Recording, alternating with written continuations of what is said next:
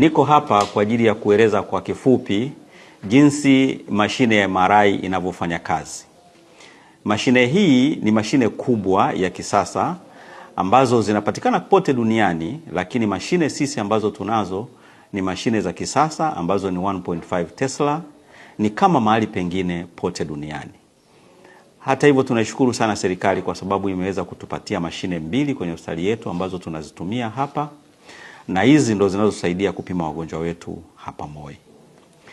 Na mashine zetu zinapokea wagonjwa kutoka kwa madaktari. Wale madaktari wanaeleza jinsi mgonjwa alivyouma na ndivyo wanapofikia kwetu kwa ajili ya kumpima.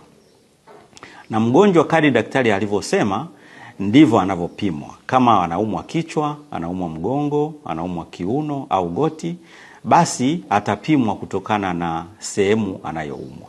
Kwa hiyo mgonjwa ambaye anahitaji kuwekewa dawa atachukua muda kidogo ukilinganisha na mtu mwingine ambaye anahitaji kuwekewa dawa kutokana na ugonjwa anaoumwa.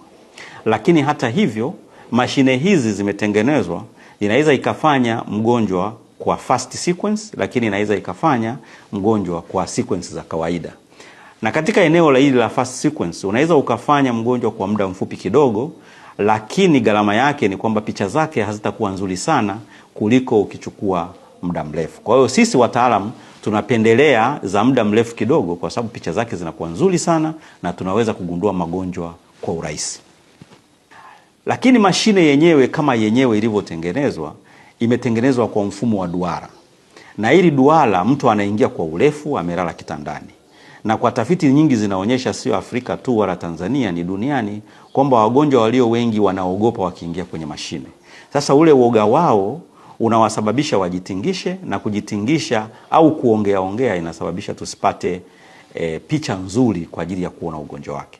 Kwa hiyo mashine imewekewa kifaa maalum ambacho kinaitwa earphones kwa ajili ya kumpa mziki kidogo na kwa ajili ya kumtuliza ili asihangaike. Kwa hiyo hizi headphones zinakuwa na mziki laini kwa ajili ya kumtuliza asiogope.